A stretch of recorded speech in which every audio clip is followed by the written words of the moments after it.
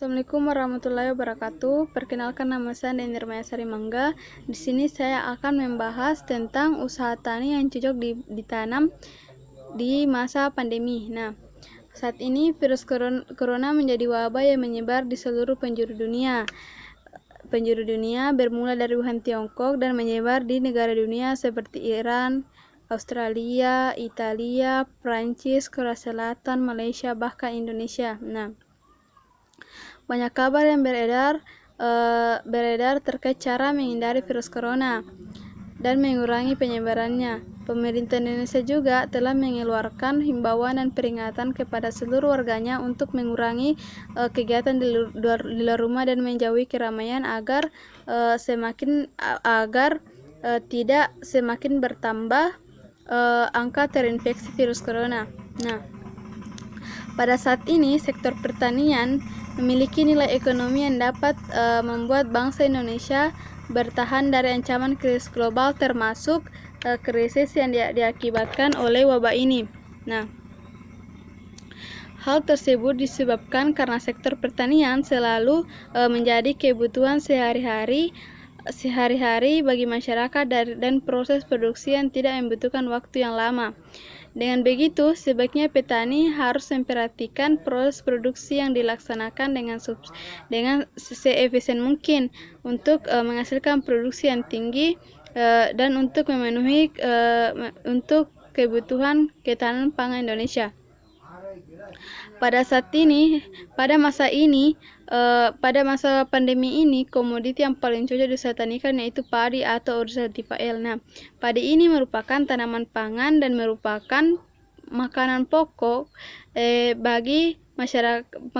sehari-hari bagi masyarakat di Indonesia, di mana beras ini harus tetap diproduksi pada masa pandemi ini karena untuk memenuhi kebutuhan ketahanan pangan di Indonesia.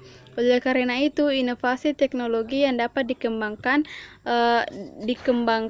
pada masa pandemi ini yaitu modal tanaman terpadu atau PPT. Nah, PPT ini merupakan pendekatan inovatif dalam upaya peningkatan efisiensi usaha tani padi melalui penerapan. Nah, penerapan komponen teknologi unggul seperti penanaman varietas unggul baru, penggunaan benih bermutu, perlakuan benih sebelum tanam, penanaman bibit muda yang berumur 15 hari, terus menetapkan kebutuhan pupuk nitrogen dan analisis tanam untuk menetapkan takaran fosfat dan kalium. Begitupun serta bagi tanaman, serta perbaikan penanganan panen dan pasca panen.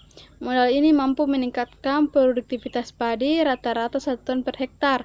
Nah, selain meningkatkan hasil panen, PPT juga hemat dalam penggunaan benih, pupuk, dan air irigasi. Dalam modal PPT, penggunaan pupuk disesuaikan dengan kebutuhan tanaman dan ketersediaan unsur hara di tanah, menaikkan temperatur tanah sehingga dapat mengaktifkan mikroba bermanfaat bagi tanah. Terus serta menghemat penggunaan air irigasi sekitar 30-40%, sehingga areal sawah diairi lebih luas. Nah, berbagai intervensi kebijakan pun dilakukan untuk menjaga kondisi ketahanan pangan agar tetap stabil. Salah satunya itu mendorong masyarakat memperkuat cadangan pangan masyarakat melalui kegiatan lumbung pangan masyarakat atau LPM. Nah, cadangan ketersediaan dan akses cadangan pangan masyarakat penting untuk menjaga kontinus ketersediaan dan akses pangan masyarakat, khususnya bagi para petani yang perannya sebagai penyedia sekaligus konsumen. Dengan adanya LPM ini untuk mendekatkan akses pangan ke anggota kelompok tani dan membangun kesadaran masyarakat betapa pentingnya cadangan masyarakat, terutama pada masa sekarang ini. Untuk itu, pemerintah hadir dengan memberikan fasilitas pengembangan cadangan pangan, diantaranya itu berupa alokasi bantuan pemerintah, pendampingan pendampingan dan pembinaan. Nah, bantuan pemerintah di sebagian besar wilayah Indonesia sudah langsung dimanfaatkan oleh kelompok LPM untuk membeli gabah dan beras dari petani. Upaya tersebut sejalan dengan potensi panen saat ini, sehingga dapat menjaga kestabilan harga di tingkat petani. Dan hasil panen berupa gabah dan beras disimpan di dalam LPM untuk stok pangan di masa pandemi dan selanjutnya.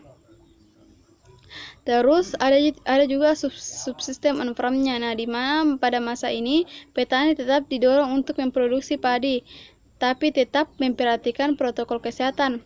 Pada subsistem ini yaitu pengolahan lahan, perawatan dan sebagainya tetap dilakukan seperti biasanya, tapi tetap memperhatikan protokol kesehatan yang sudah dikeluarkan dari pemerintah, kebijakan dari pemerintah. Terus subsistem pengolahan seperti pasca panen dan lain sebagainya, di mana sistem ini paling banyak mempekerjakan tenaga kerja karena harus mengangkut, menggiling dan lain sebagainya, sehingga kita tidak tapi alangkah baiknya mempekerjakan keluarga sendiri agar kita tidak was-was dengan orang asing, apakah orang asing tersebut bisa membawa virus corona atau dan lain sebagainya.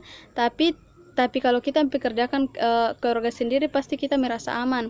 Terus subsistem pemasarannya. Nah, subsistem pemasarannya itu sebaiknya langsung dipasarkan ke pasar atau langsung ke konsumen agar menjaga stabilitas harga komoditi pertanian dan meningkatkan pendapatan para petani, atau dengan menjual ke kelompok LPM atau lumbung pangan masyarakat, atau dengan sehingga menjaga kestabilan harga dan juga guna menghindari kelangkaan pangan pada saat ini. Nah, sistem penunjangnya. Nah, seperti tadi ada beberapa fasilitas yang diberikan oleh pemerintah untuk para petani. Di antaranya itu fasilitas bantuan pemerintah, pembinaan, terus ada juga tadi lumbung pangan masyarakat, lumbung pangan masyarakat yang dimana itu yang dibentuk oleh pemerintah.